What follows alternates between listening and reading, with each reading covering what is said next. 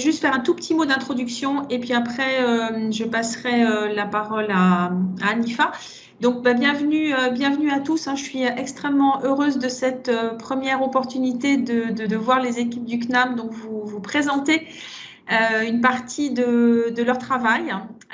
Voilà, donc sur un sujet qui vous intéresse tous et surtout qui vous concerne tous, puisqu'on va parler des troubles musculo-squelettiques.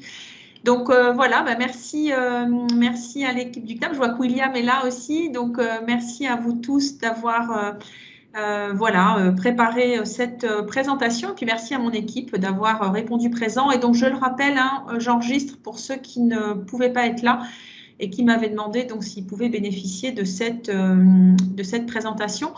Et donc peut-être dire un tout petit mot aussi, je ne sais pas si c'est toi William ou toi Hanifa, sur le laboratoire Mesure, peut-être pour que, voilà, c'est notre partenaire. Vous savez qu'on a une chaire commune avec le CNAM et que cette chaire, elle s'appuie donc sur, pour la partie recherche, elle s'appuie sur un laboratoire donc qui s'appelle le laboratoire Mesure, dont vous allez entendre parler. Donc je vous laisse maintenant la parole et puis bonne réunion à tous. Ah, le micro, William, on ne t'entend pas. Tu peux peut-être activer le micro. Je crois. Vous m'entendez? Oui. Okay. Très bien, William. Bon, Anne-Sophie, comme d'habitude, a dit l'essentiel. Je voudrais juste rappeler que le laboratoire Mesure est aujourd'hui dirigé par Laura Thénine. Nous avons deux axes de travail dans le laboratoire. Le premier sur le risque infectieux, le deuxième sur les risques professionnels. Et il y a entre les deux thèmes du laboratoire une communauté de méthodes, et notamment le fait que nous utilisons différentes méthodes de modélisation, soit mathématiques, soit statistiques. Donc le sujet d'aujourd'hui, Hanifa va le présenter mieux que tout le monde, vu que c'est son sujet de thèse de doctorat, donc elle est plus compétente que nous tous là-dessus. Le laboratoire, donc cette thèse se fait au sein du laboratoire Mesure. Elle est co-encadrée par Kevin. Est-ce que Kevin est là? Je sais pas. Je crois qu'il va bientôt arriver.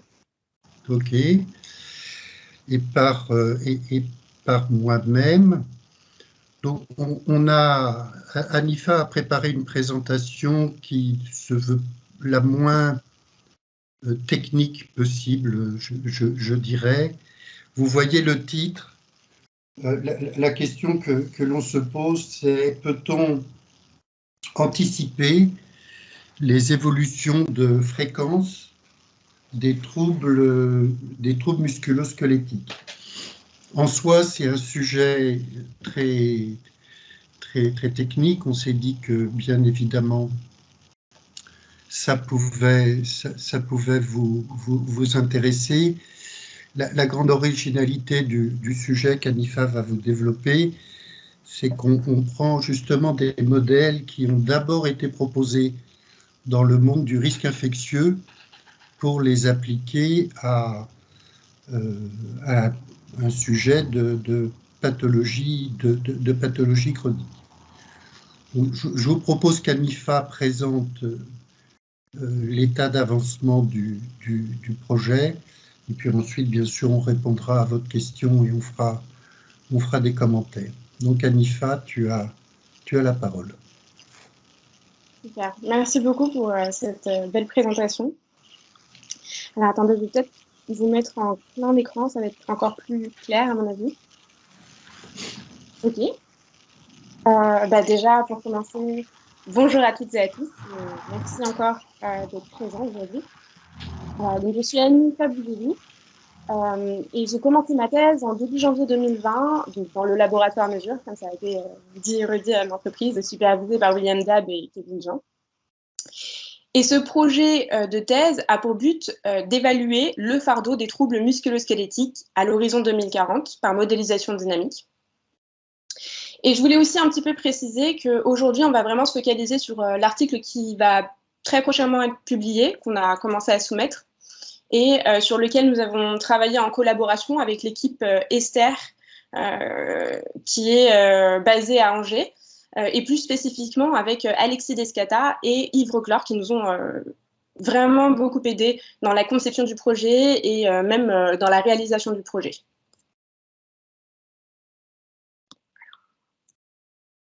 Ah, j'arrive pas à tourner. Ah, si, c'est bon. Super. En France, les TMS constituent une catégorie de pathologies professionnelles à lourd fardeau et représentent 87% des maladies professionnelles en 2017. À ce constat, s'additionne le fait que on a une plus forte prévalence des troubles en plus de cela, on a une plus forte prévalence des troubles musculo-squelettiques qu'on a constaté aussi chez les plus de 50 ans. À ce constat va s'additionner le fait que dans les décennies à venir, en raison de l'activité chez les plus de 55 ans, un vieillissement de la population active est attendu. Et ce vieillissement de la population active, cette estimation, est en partie la conséquence des réformes des retraites, mais pas seulement, c'est aussi dû à l'arrivée de générations nombreuses dans ces tranches d'âge. À partir de ce constat-là, il est pertinent de se poser la question de l'intérêt de faire des projections de l'évolution de l'endémie des TMS. Et une des réponses qu'on peut apporter à cette question, c'est qu'elle permettrait de, notamment, guider les politiques et actions de prévention en fonction de l'impact prévisible de leur efficacité. Et donc, du coup, le sujet vraiment central de ma thèse, il est vraiment régi par cela. On essaie vraiment, dans un premier temps, donc l'objectif principal, c'est vraiment, en d'autres termes, d'essayer de comprendre et de mettre en place une projection de l'incidence et de la prévalence des TMS dans la population au travail à l'horizon 2040. Et il y a plusieurs sous-objectifs qui se distinguent. Le premier, c'est d'essayer de prendre en compte ce vieillissement dont on a parlé précédemment dans la population active. Et le deuxième point important, c'est essayer d'obtenir des projections de TMS en utilisant donc ces fameux modèles de maladies infectieuses qu'on va réajuster et réutiliser, réadapter à des modèles de maladies chroniques. Et donc les différents sous-objectifs qui en résultent, ils se décomposent en 3 grandes parties. La première, c'est d'essayer d'explorer les rôles respectifs de l'âge et du temps calendaire dans la survenue des TMS. En d'autres termes, si on considère par exemple une personne qui a 50 ans qui travaille dans les années 2000, si on compare ce profil-là avec une personne qui a 50 ans dans les années 90, elle ne sera pas forcément exposée de la même manière à des facteurs d'exposition au travail. Je pense notamment aux facteurs d'exposition biomécanique, aux facteurs de risques psychosociaux. Et donc, du coup, là, ici, c'est essayer de comprendre un petit peu ce phénomène-là et d'essayer de voir si on est capable de dissocier, en effet, l'effet de l'âge et du temps calendaire dans la survenue des TMS. Le deuxième sous-objectif, c'est d'essayer d'obtenir des données d'incidence sur la base de données de prévalence. Ça, c'est la deuxième étape de ma thèse. Et la troisième étape, elle consiste à prendre en compte l'évolution de ces expositions professionnelles, tout en prenant en compte les paramètres dont je vous ai parlé précédemment, pour obtenir des projections. Et aujourd'hui, on va vraiment se focaliser donc, sur l'article qui est soumis et qui va bientôt être publié, j'espère. Et donc, c'est vraiment ce premier axe sur lequel on va pas mal discuter tout au long de cette présentation. Donc, n'hésitez pas, à partir de maintenant, à me poser toutes les questions qui vous passent par la tête, s'il y a des choses qui ne sont pas claires, etc. Voilà, n'hésitez surtout pas tout au long de la présentation à m'arrêter si besoin. Non, donc, mais justement, à partir de là, Anifa, pour nos collègues qui ne sont pas épidémiologistes, c'est un scandale, mais ça arrive. Peux-tu rappeler la distinction entre incidence et prévalence? Oui, tout à fait. Alors, pour l'incidence, on va avoir donc déjà la prévalence, ça va être vraiment le nombre de nouveaux cas. Le nombre de cas, c'est l'incidence. L'incidence, c'est le nombre de nouveaux cas à un moment donné par rapport à une population à risque. Alors que la prévalence, ça va être justement le nombre total de nouveaux cas par rapport à une population à risque à un temps donné. Donc, il y a toujours cette dimension de temporalité pour les deux, sauf que d'un côté, ça va être le nombre de nouveaux cas pour l'incidence, et pour la prévalence, ça va être vraiment le nombre total de cas. C'est bon, William? J'ai pas fait trop d'erreurs. Parfait. Superbe. Ok, donc pour l'objectif, je vous le rappelle, en d'autres termes, en gros, ici, notre problématique principale pour cette revue de la littérature, c'est d'essayer de voir s'il existe du coup des études ou des données qui permettraient d'estimer le rôle respectif donc, de l'âge et du temps calendaire. Donc c'est cette fameuse comparaison entre une personne qui a 50 ans qui travaille dans les années 2000 et une personne qui travaille dans les années 90. Et donc du coup, donc, ma revue de littérature, je ne vais peut-être pas vous donner tout le détail de la méthodologie dans son moindre recoin, mais je voulais vous présenter quand même mon flowchart. On appelle ça un flowchart. Je ne sais pas si vous avez déjà vu ce genre de schéma de graphique un peu auparavant, mais en gros, nous, ce qu'on fait lorsqu'on met en place une revue systématique de la littérature, on met en place notre problématique. Par la suite, à partir de cette problématique, on va chercher les articles qui nous intéressent. Et pour chercher ces articles-là, on ne fait pas ça au hasard. On met en place un algorithme de décision et on sélectionne aussi les bases de données qui nous intéressent. Et là, en l'occurrence, les bases de données dont on disposait, elles sont présentes au niveau de l'identification. Donc, c'est le premier carré que vous voyez, en fait, c'est les bases de données que nous avons utilisées. Donc, les bases de données de type PubMed, Science Direct, etc. Et à partir de ces bases de données, on a mis en place donc un algorithme avec des mots ciblés qui sont reliés à la problématique que je vous ai présentée auparavant. Et ensuite, on a eu une pléthore d'articles qui sont sortis. Donc, on a eu à peu près presque 1000 articles qui sont ressortis. Et à partir de ces 1000 articles, on enlève les doublons. Une fois qu'on enlève les doublons, on va essayer donc au préalable, en fait, avec la problématique, on a mis en place aussi un système de critères d'inclusion et d'exclusion des articles à chaque étape. Et la deuxième étape de mon identification consiste à screener. Donc, ça veut dire, en gros, à partir de mes articles, je vais lire le résumé de l'article et le titre de l'article.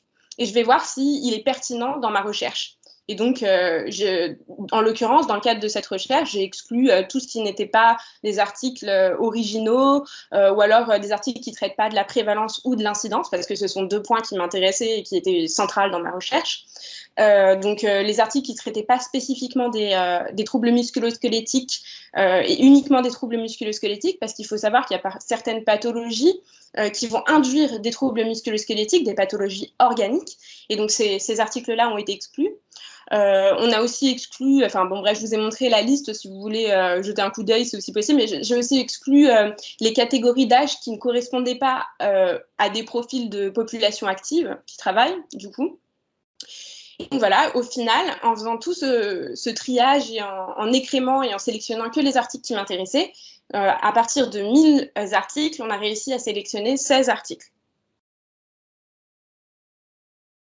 Et sur ces 16 articles, donc rappelons-le, qui traitent des tendances temporelles des TMS en prenant en compte l'âge, par article, en fait, il n'y a pas seulement un seul résultat qui sortait. Régulièrement, j'en avais plusieurs. Et au final, du coup, on se retrouve avec à peu près précisément avec 23 résultats. Et sur ces 23 résultats, on a pu distinguer 12 résultats qui traitent de la prévalence des TMS au cours du temps ajusté par l'âge, en prenant en compte l'âge, et 11 résultats d'incidence. Un troisième constat ici, donc déjà, si on s'arrête ici, on se rend compte, ça peut paraître un peu évident, mais là, moi, j'ai été très étonnée de voir qu'il y avait si peu d'articles sur cette thématique-là. On s'est retrouvé avec seulement 16 articles par rapport à 1000 articles qui avaient été présélectionnés au préalable. Donc, c'est quand même un bel écrimage, et puis surtout, ça montre un point qui, selon moi, est déjà à cette étape important, à savoir qu'on a des données lacunaires sur ces questions-là. Le troisième point qui, selon moi, qu'on a réussi à mettre en évidence, qui, selon moi, est aussi très intéressant, c'est le fait que sur ces 16 articles, on a réussi à mettre parmi ces études-là, on a réussi à mettre en évidence seulement 3 zones géographiques, à savoir 12 pays européens, 12 articles qui ont été localisés dans les pays européens. Et parmi ces pays européens, si je me rappelle bien, il y avait à peu près 5 pays scandinaves. Donc, j'ai remarqué qu'il y avait, on a remarqué qu'il y avait vraiment pas mal d'articles qui étaient publiés dans les pays scandinaves, Norvège, Finlande, Suède notamment. Un article aux États-Unis, 3 articles aux États-Unis, pardon, et un article en Australie. Donc là, moi, la première chose qui m'a sauté à l'œil, c'est que on remarque en fait, cette thématique-là est majoritairement traitée, en tout cas dans les pays riches.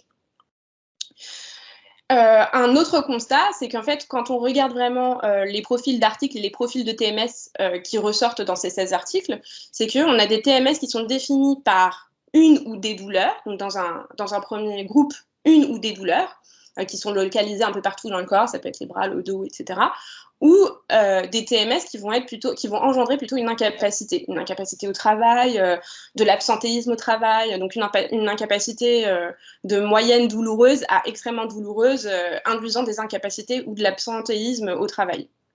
Donc je pense que c'est surtout cette partie-là qui potentiellement peut vous intéresser. Un point aussi important, c'est que avant même d'analyser mes résultats, on a pris soin d'essayer de voir s'il y avait des biais ou des articles parmi ces 16 articles dont la qualité des tests statistiques était bancale. Et en l'occurrence, on n'en a pas identifié. Les 16 articles étaient de qualité plutôt satisfaisante. Donc, on les a gardés et on a pu, donc, de façon quantifiable, justifier leurs inclusions. Parce qu'on n'a pas qu'une seule. Ok. Donc là, c'est un des premiers résultats de ma revue de littérature. Ici, ce qu'on peut voir, c'est les tendances temporelles de la prévalence des TMS selon leur localisation et l'âge des individus. Donc, je vous rappelle, tout à l'heure, on avait 12 articles qui traitent de la prévalence et 11 de l'incidence. Donc d'abord, je vous présente la prévalence. D'un côté, pour le graphe A, on voit vraiment les TMS qui induisent des incapacités au travail, donc des répercussions au travail ou dans la vie sociale. Et de l'autre côté, c'est plutôt des douleurs, donc des douleurs plus ou moins grandes. Et en abscisse, que vous voyez, donc les résultats, c'est vraiment le nombre de fois où on va repérer. Ouais, en gros, c'est les résultats. Je vous ai présenté précédemment, désolée. Et en abscisse, vous avez dans la première colonne les membres inférieurs et les membres inférieurs et le dos. Dans la deuxième colonne, vous avez une localisation qui est non spécifiée dans l'article. Généralement, dans ce type d'article, on va juste dire les TMS et on ne va pas forcément préciser sa localisation dans le corps. Et enfin, la troisième colonne traite des membres supérieurs. Et ici, ce qu'on peut tout de suite visualiser, c'est qu'on a quand même une hétérogénéité dans les tendances temporelles des TMS qui va varier majoritairement entre une augmentation ou un changement non monotone. C'est ce qu'on peut voir. Donc, les augmentations sont en rouge, vous voyez très bien. Et il y a un article qui traite de la diminution, notamment pour les articles qui traitent d'incapacité au travail et dans la vie sociale, et qui sont localisés et dont la localisation n'est pas mentionnée. Le deuxième gros résultat qui, selon moi, est aussi intéressant, c'est donc ici, là, ce qu'on voit, c'est les tendances temporelles de l'incidence des TMS selon leur localisation et l'âge des individus. C'est les fameux 11 autres articles que je vous ai présentés tout à l'heure. Et là, le premier constat qu'on voit, c'est que contrairement à la prévalence, où on avait une dissociation, on avait des articles qui traitaient de douleur ou d'incapacité, ici, on n'a trouvé que des articles qui traitent d'incapacité au travail ou dans la vie sociale. Et pareil que tout à l'heure, on voit une hétérogénéité des résultats, avec notamment un article qui va traiter à la fois de l'augmentation, mais aussi d'une variation non monotone des TMS au cours du temps. Et donc, du coup, oui, il y a un autre résultat que je ne vous ai pas présenté graphiquement ici, mais parce qu'en fait, ça aurait pris trop de place. Mais un autre point qui, selon moi, est aussi intéressant, on s'est aussi intéressé dans la revue de littérature à voir s'il y avait des articles qui traitaient à la fois des tendances temporelles des TMS au cours du temps en prenant en compte l'âge versus sans prendre en compte l'âge. Et là, ce qui nous intéressait, c'était de voir si en prenant en compte l'âge ou en ne prenant pas en compte l'âge, il y avait des disparités. Est-ce qu'on voyait une différence entre les deux ?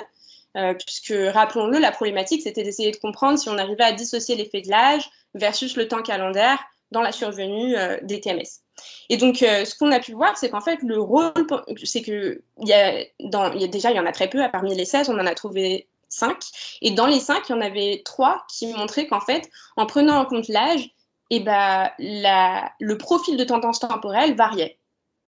Donc, ça veut dire que, alors, encore une fois, il faut être très prudent avec ce type de résultats parce qu'on n'a pas beaucoup de données, mais quand même, on peut sentir qu'il y a en effet un rôle potentiel, distinct potentiel, de l'âge et du temps dans la survenue des TMS, au moins en tout cas pour les tranches d'âge qui sont supérieures à 55 ans, ce qui est assez cohérent avec ce que je vous présentais au début de la présentation.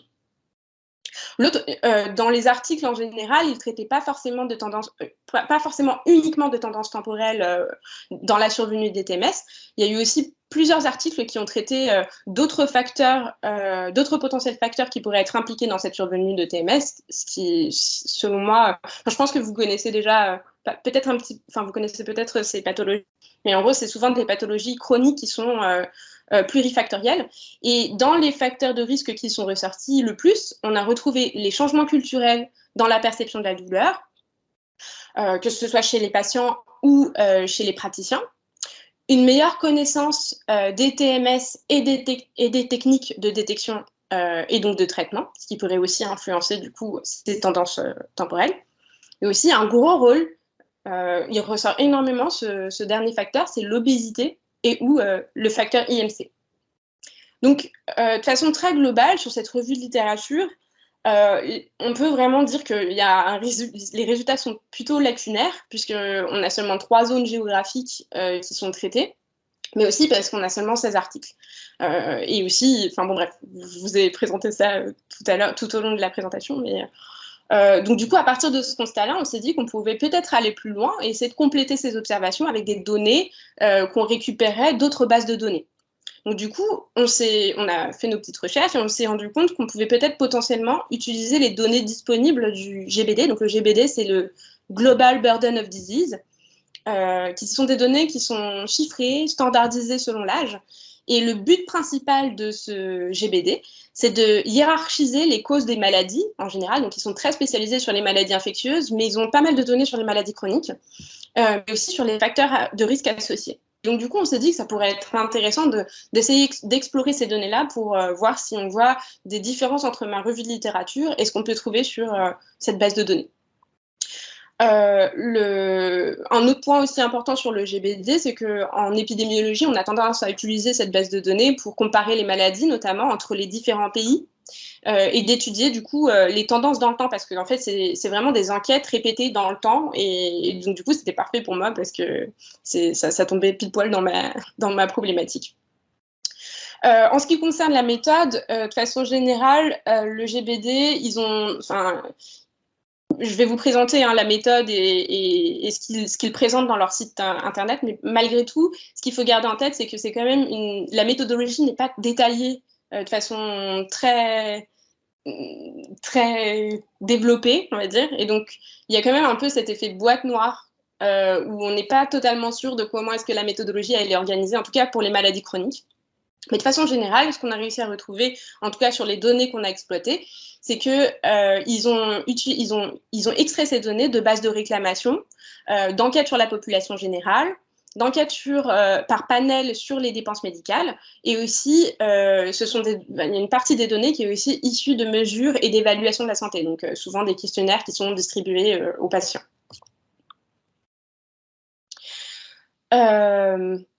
Dites-moi si je parle trop vite ou si vous avez si vous avez des questions ou n'hésitez pas en tout cas.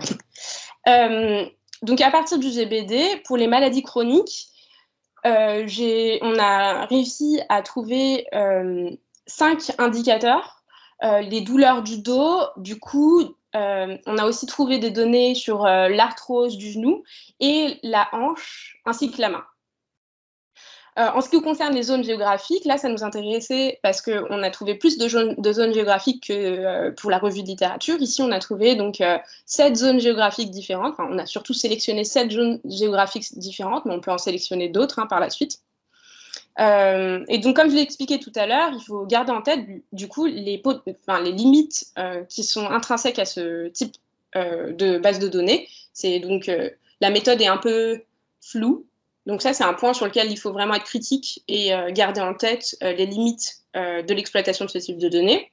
Certaines données sont aussi... Ah oui, en Afrique, je me suis rendu compte, quand j'ai un peu creusé, surtout en Afrique subsaharienne, que les données... il y avait une grosse lacune de données et que ils utilisaient parfois la moyenne de données des pays voisins. Et donc ça, c'est problématique. Donc par exemple, les résultats que je vais vous présenter aujourd'hui sur l'Afrique, faut être faut avoir pas mal de recul là-dessus. Et pour la suite, du coup, au vu du fait que pour l'Afrique, les données étaient un peu compliquées à analyser, donc suite à une discussion qu'on a eue avec Yves Reclor, avec qui on collabore, il nous a affirmé qu'il y avait des données du Japon et de la Corée du Sud qui sont très bien contrôlées et qui pourraient être intéressantes pour la suite de nos analyses. Donc, c'est ce qu'on va utiliser par la suite. Donc, le type de résultat que j'ai généré pour essayer de visualiser les tendances temporelles, par exemple du mal de dos par âge selon le pays depuis 1990, c'est ce que vous pouvez observer ici. Donc, en ordonnée, vous avez la prévalence du mal de dos. Et en abscisse, vous avez les catégories d'âge. Donc, c'est ce que vous voyez tout en bas ici, les différentes catégories d'âge, et selon les différents pays que j'ai sélectionnés. Et pour les catégories, donc, si vous regardez bien, pour chaque catégorie d'âge, on a le profil des tendances temporelles selon les années qui nous intéressent. Et en fait, lorsqu'on va un peu plus loin, si on zoome un petit peu sur les différentes possibilités de tendances temporelles, par exemple pour cette pathologie-là, on se rend compte, par exemple, que pour la Finlande, la Norvège et donc l'Afrique centrale subsaharienne, mais bon, entre gros parenthèses, qu'on a 3 tendances qui sont à peu près stables, comme on peut le constater ici. Donc, vous voyez que pour chaque catégorie d'âge, les prévalences des TMS ici sont plutôt stables.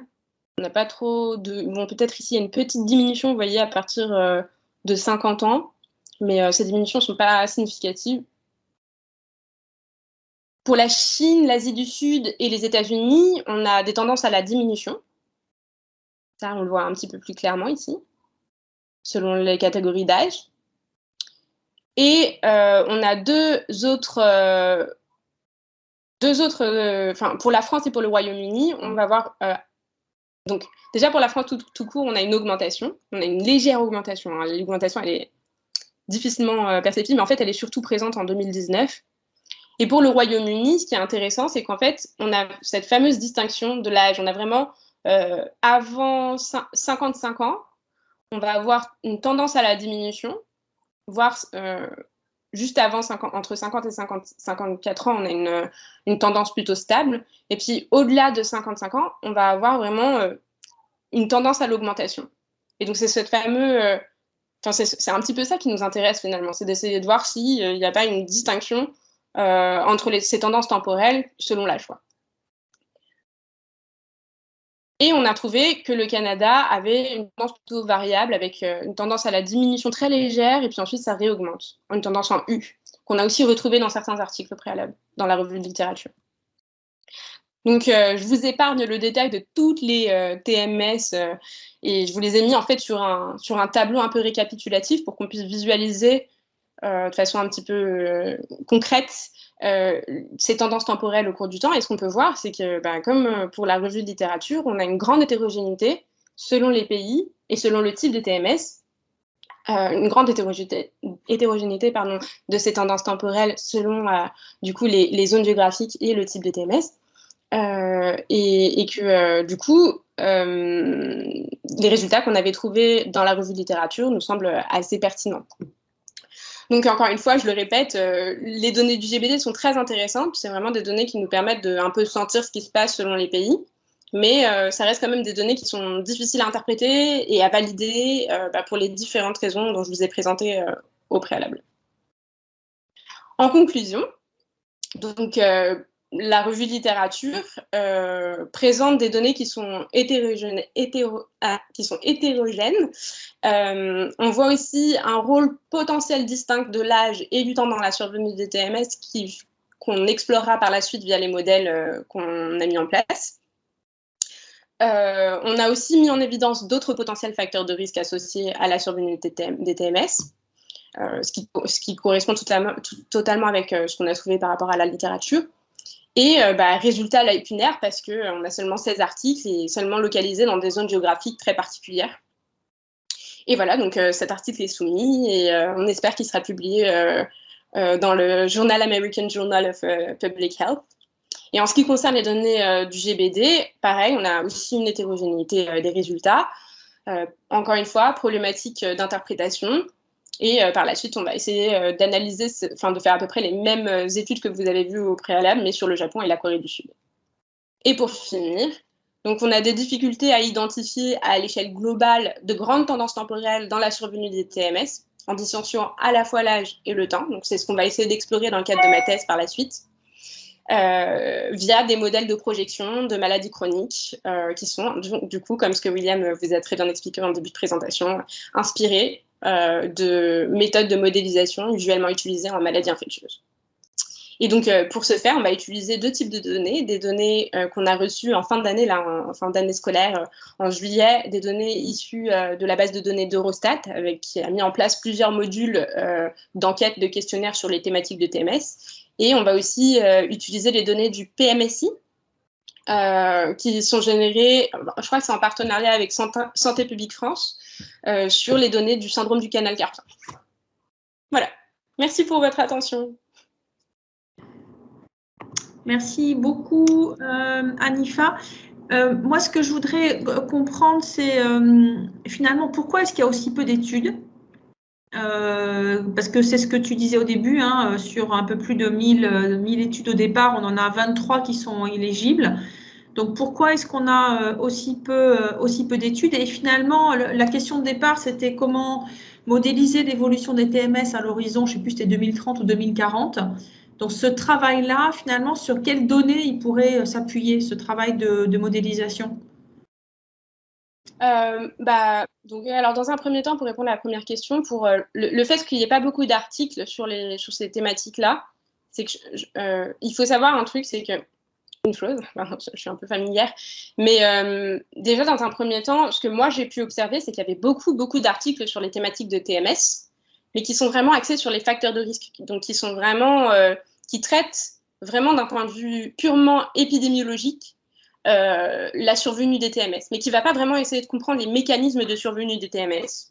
Et nous, ce qu'on essaie de faire, c'est vraiment ça, c'est d'essayer de comprendre en détail comment est-ce que ces TMS surviennent au cours du temps.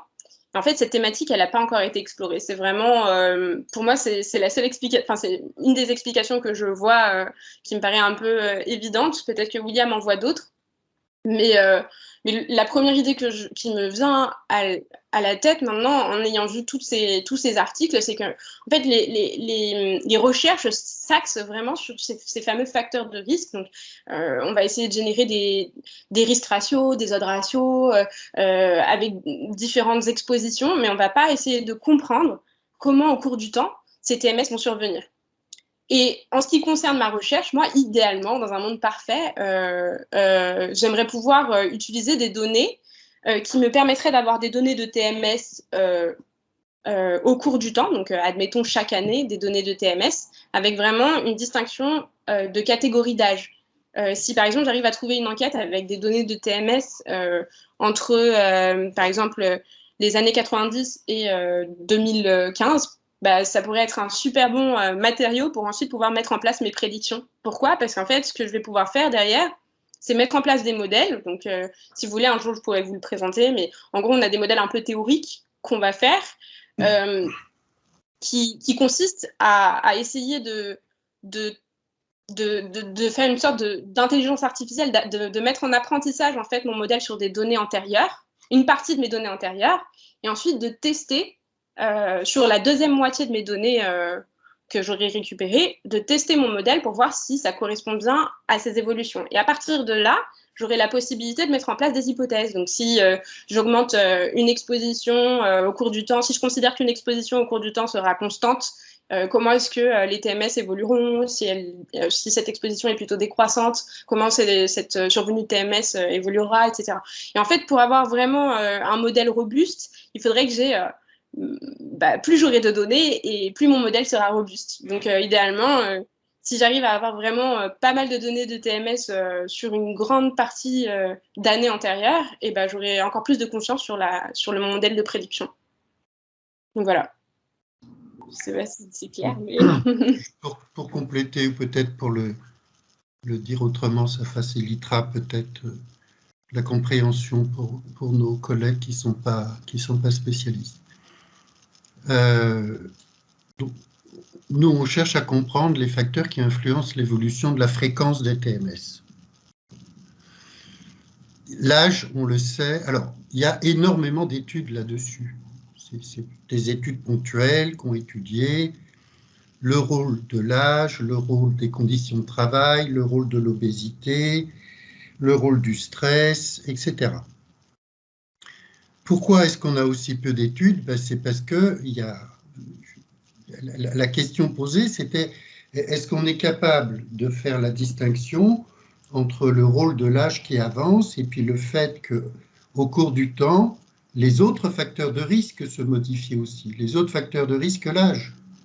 Les conditions de travail ont changé, l'obésité peut changer, la manière de se sentir malade ou pas peut changer. Et sur cette question-là, c'est vrai que la littérature est pauvre et comme Anifa l'a très bien dit, elle nous donne des résultats qui ne donnent pas des tendances très claires. Donc la question n'est pas résolue par les données de la littérature. Donc, mais on a quand même cette vision-là maintenant. On a récupéré les données d'Eurostat, ça c'est les données grosso modo des enquêtes santé et conditions de travail qui sont menées de façon à peu près identique dans les pays membres de l'Union européenne. Et ce sont des données qui sont transversales, donc en fait des données de prévalence, mais qui ont été répétées dans le temps. Donc voilà, à partir de là, c'est là la distinction prévalence-incidence. On va pouvoir travailler à la fois sur le nombre total de cas existants à un instant T et le nombre de nouveaux cas entre T et T plus 1. Le SNDS français est également une énorme base de données avec, ça je pense que vous le connaissez, il y a à la fois des données de médecine de ville, des données de consommation médicamenteuse, des données d'hospitalisation. Et d'ailleurs, on ne l'a pas précisé, mais si on a choisi, si on va utiliser dans la modélisation, on va faire un zoom sur le syndrome du canal carpien, parce que c'est un des TMS qui est particulièrement bien caractérisé et assez facilement repérable dans le SNDS PMSI, plus que les maux de dos, les douleurs de l'épaule, où on aura des problèmes de définition. Les syndromes du canal carpien sont très souvent opérés, et donc on va avoir ce codage-là précis dans le PMSI, et on aura une vision longitudinale de ce problème. On peut aussi envisager, ça va être un peu plus compliqué parce que la cohorte est encore jeune, utiliser les données de la cohorte Constance dont vous avez certainement entendu parler, mais là le recul est plus faible qu'avec le SNDS. Anne-Sophie, ça répond à ta question? Ouais, après, une des questions, je pense que les équipes se posent, c'est comment de tout ça, on va en tirer des stratégies de prévention, tu vois, au niveau de la branche, au niveau de l'entreprise, parce que là, on reste à des niveaux extrêmement macro. Tu vois, comment derrière, parce que je pense que tout le monde a aussi ça en tête, hein, et c'est un des enjeux de vos travaux, c'est bien d'orienter les stratégies de prévention.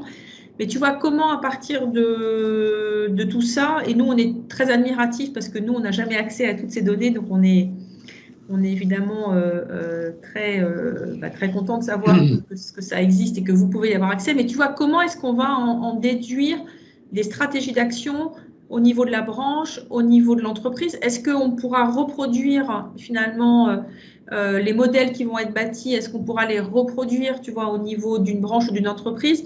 Voilà, je pense qu'après, c'est comment est-ce qu'on passe de cette vision? On voit bien que vous avancez finalement de manière un peu séquentielle, hein, on cherche dans la littérature, on ne trouve pas ce qu'on veut, ensuite derrière, on va chercher des données suffisamment étayées voilà, pour pouvoir construire nos modèles et puis les éprouver. Puis ensuite, comment on va passer à la prévention? Alors, bon, la réponse est compliquée, elle pourrait être longue. L'idée centrale, c'est de bien distinguer le rôle respectif des différents facteurs outre l'âge. Donc, je pense qu'une application opérationnelle, dépendamment évidemment des résultats que nous n'avons pas, ce sera de penser différentes stratégies d'intervention par catégorie d'âge.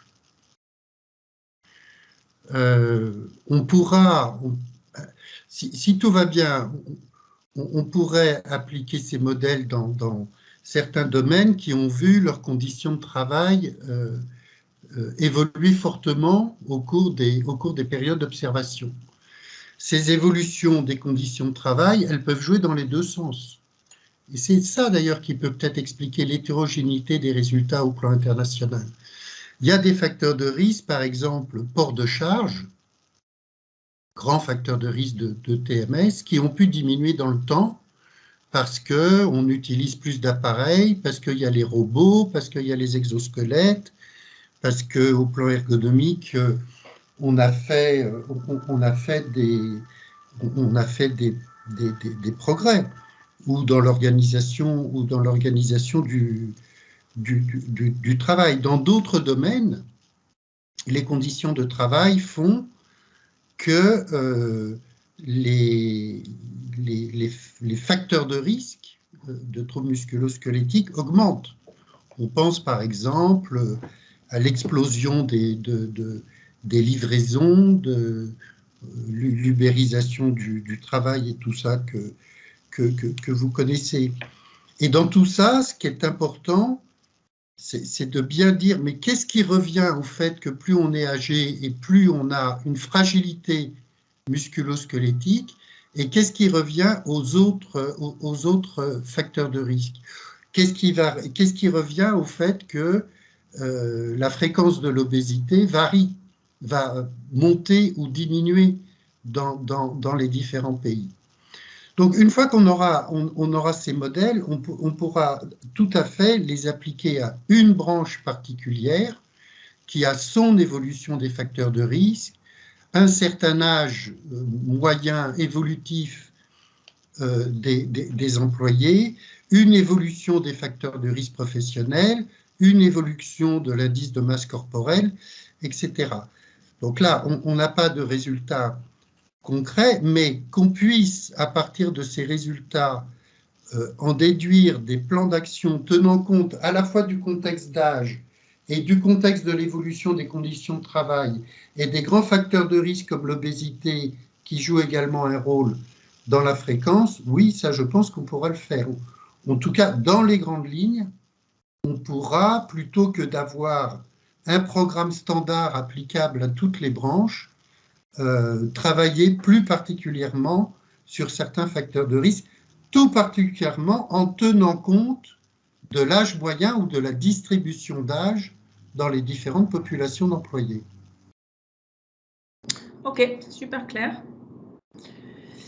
Je ne sais pas, est-ce que vous avez d'autres questions? Est-ce que ces travaux de recherche là évoquent pour vous d'autres questions ou des sujets que vous posez plus globalement? On a la chance d'avoir 3 experts du sujet, donc c'est le moment aussi si vous avez des questions. Je vois une question de Stéphanie. Ah. Quand on évoque le canal carpien, on s'aperçoit déjà que les personnes les plus touchées sont les plus âgées, incontestablement. L'âge est un facteur de risque de syndrome du canal carpien. Si je comprends bien, on pourra déceler de nouveaux facteurs de risque. Mais on les connaît déjà, on connaît déjà beaucoup des facteurs de risque. Là, le projet, ce n'est pas d'aller chercher des nouveaux facteurs de risque, c'est de comprendre dans l'évolution temporelle de la fréquence du syndrome du canal carpien, justement, quel est le rôle propre de l'âge et quel est le rôle propre de l'évolution des autres facteurs de risque, notamment tout ce qui implique le travail avec les mains, y compris d'ailleurs le travail sur les claviers d'ordinateur et la manutention des charges ou la livraison la livraison des colis. Actuellement, ce qui est clair, c'est qu'on n'a pas les données épidémiologiques nous permettant de faire la part de ces différents facteurs. Du coup, les plans de prévention, ils sont assez standards, genre TMS Pro de l'INRS, qui est plutôt un bon programme global, mais qui ne tient pas compte de la particularité de l'évolution de ces différents facteurs de risque. Et sur le syndrome du canal carpien, on a déjà des centaines d'études qui nous disent les facteurs de risque. On ne veut pas forcément en trouver des nouveaux, mais on veut comprendre le rôle de ces facteurs dans l'évolution de la fréquence du syndrome du canal carpien. Et ensuite, on pourra scénariser l'évolution des conditions de travail à âge constant pour se projeter en 2030-2040 et dire aux entreprises et aux préventeurs et aux médecins ou aux politiques publiques ou vous, aux politiques de prévention, voilà les facteurs qui vont jouer un rôle très important et sur lequel on a une priorité de prévention compte tenu de l'évolution de l'âge qui, elle, ne peut pas être modifiée. Si je peux faire un petit complément, éventuellement. Comme vous l'avez compris, hein, le travail que fait Hanifa est exploratoire, parce que vous avez vu qu'il y a peu d'études sur le sujet qui s'intéressent vraiment avec cette approche populationnelle et la prise en compte d'un temps assez long. Et ce qui peut être intéressant aussi, et ce qu'on aimerait pouvoir faire, c'est également questionner les notions de latence dans les TMS. À l'heure actuelle, on a assez peu de… C'est ce que tu voulais dire, Hanifa ? Ouais, mais vas-y. Non, mais je te laisse raconter ça. Non, vas-y, parle pas, désolé.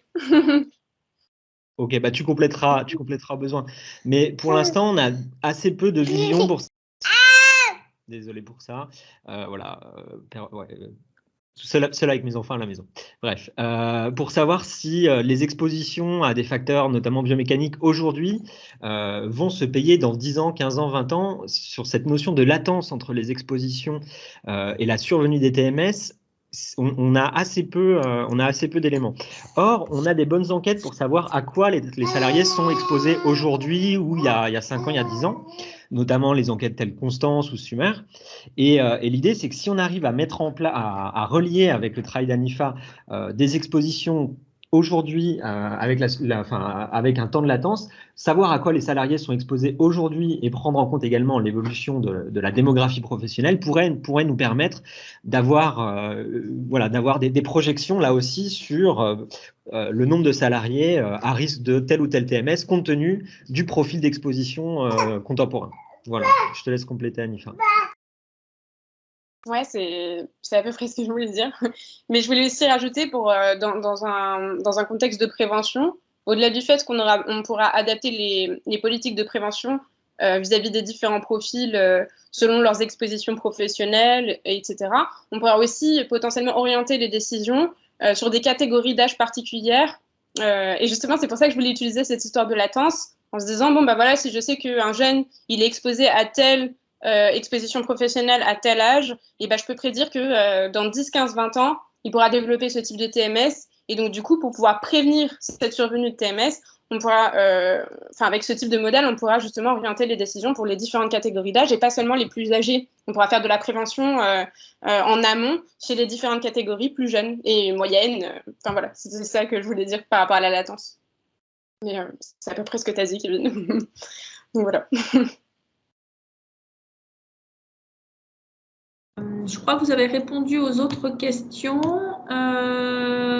Ah non, il y a une question de Sylvie. Il y a 2 questions. Il y a une question, même 3 questions en fait. Alors, je ne sais pas si vous voulez les prendre et dans quel ordre.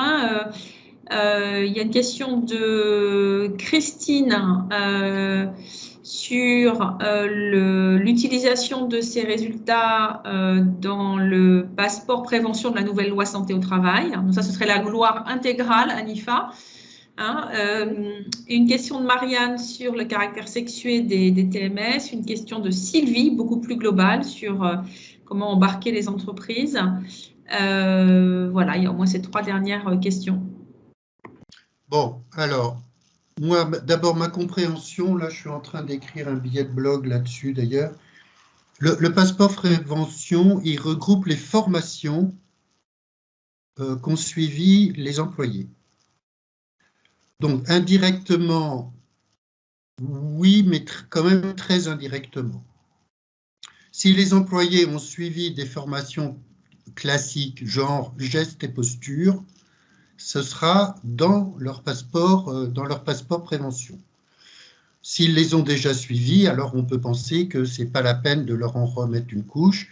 S'ils ne les ont pas suivis et qu'on pense que c'est pertinent par rapport au profil de facteurs de risque dans le secteur concerné, on pourra justement leur offrir ce type de formation. Donc les résultats ne seront pas directement mobilisables, mais ça pourra aider les politiques d'entreprise à compléter, si nécessaire, les formations pour réduire les facteurs de risque qui doivent être réduits. Est-ce que les TMS sont sexués, demande Marianne? Oui. Oui, alors là, sans aucun doute, et ça, les études disponibles nous permettront de faire des études, des modèles femmes et des modèles hommes. Ça, il n'y aura pas de... Ça, il faudra le faire, c'est évident, c'est un facteur très, très différenciant. Et qui touche, William, juste pour tout le monde, là, ça touche plus les femmes que les hommes? Ça dépend, ça dépend des secteurs. Ça dépend des secteurs d'activité. Ouais. En fait, ça dépend vraiment des secteurs d'activité, selon que on cible plutôt des métiers où il va y avoir plus de, c'est un peu genré de dire ça, mais finalement où il va y avoir un petit peu plus de port de charges lourdes, prolongées sur le long terme, des postes qui sont un petit peu plus physiques. On va vraiment avoir des profils un peu plus masculins. Alors qu'on va avoir lorsqu'on va se focaliser un petit peu plus sur des postes de bureau qui nécessitent un petit peu moins d'utiliser sa force. Ça commence à changer un peu. On voit malgré tout que les femmes sont un petit peu prédominantes dans le secteur. Ça dépend vraiment du secteur en réalité. Parfois c'est homogène, parfois c'est hétérogène. Mais ça voudrait dire, je pense pas qu'on... Oui, mais ce que tu dis, Anifa, c'est que du coup, ça voudrait dire que c'est pas genré, que c'est finalement l'exposition à des facteurs de risque d'origine professionnelle qui. Donc, je sais pas, vous. Il y a les deux, il y a les deux, Anne-Sophie, je crois. Je pense qu'il y a les deux. Oui, il y a absolument les deux. Il y a un facteur physiologique de base qui est que l'ossature et la musculature féminine est moins forte que, en règle générale évidemment, que celle des hommes. Et la question de la santé musculaire est très, très importante dans la survenue des TMS. Par ailleurs, donc, je pense qu'il y a un point de fragilité constitutionnelle, physiologique chez les femmes. Après, les conditions de travail jouent un énorme rôle. Et là, il y a une juxtaposition conditions de travail et genre. Il y a peu de caissiers de supermarchés. C'est un travail féminin. Il y a peu d'infirmiers, il y a peu d'aides-soignants masculins. Et tout ça, ce sont des métiers qui sollicitent énormément les muscles et les articulations. Et là, je dirais que ce sont les conditions de travail qui sont le facteur de risque principal, plus que le fait d'être féminin. Alors, vraisemblablement, il y a une interaction entre à la fois des métiers qui sont très genrés et puis ce facteur de base qui est que, musculairement parlant, les femmes sont moins bien armées que les hommes. Il y a une question de Sylvie, la recette miracle pour que les entreprises s'engagent. Bon, alors là, je pense que si on l'avait, d'abord, on serait milliardaire. Non, mais alors, non, je ne peux pas répondre à ça maintenant, mais je peux vous signaler que je suis en train de préparer un webinar avec Red Online, qui héberge mon blog, qui aura lieu le 30 septembre et qui est exactement sur ce sujet-là. Comment impliquer les entreprises en prévention, comment impliquer les collaborateurs et comment impliquer les managers. Et bon, Anne-Sophie, on en a énormément parlé. La clé de tout ça, c'est l'implication des managers. On a fait le MOOC Estime ensemble parce qu'on avait fait cette analyse, et je vais reprendre ça de façon très synthétique. C'est le 30 septembre à 11 h. Si vous allez sur le site de Red Online, vous pouvez vous inscrire, c'est complètement gratuit. Il suffit juste de vous inscrire.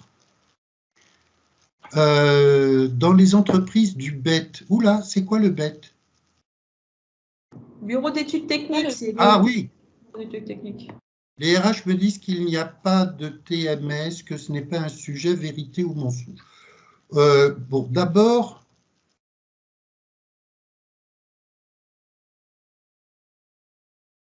ok, je veux pas dire de bêtises.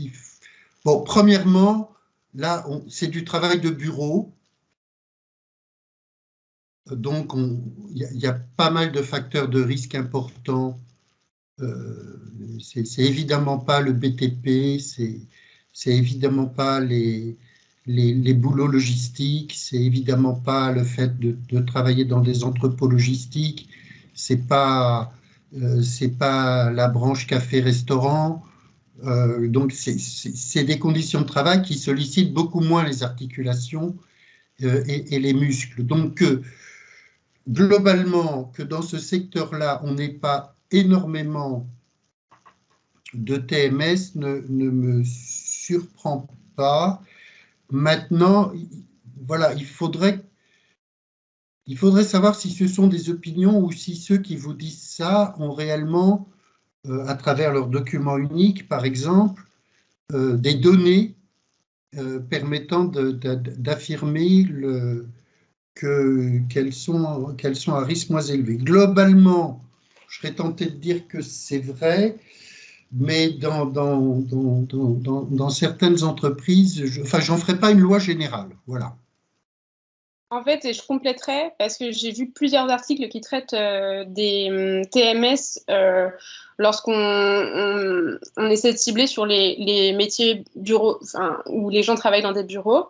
Et ce qui ressort, c'est que selon l'organisation du travail, le matériel ergonomique, etc., mais aussi selon le stress que les employés ont, parce qu'en fait, ça a été à plusieurs fois montré que, par exemple, les douleurs de dos, elles ne sont pas seulement corrélées à des facteurs biomécaniques où on va vraiment casser le dos sur un port de charge lourde ponctuel ou répété.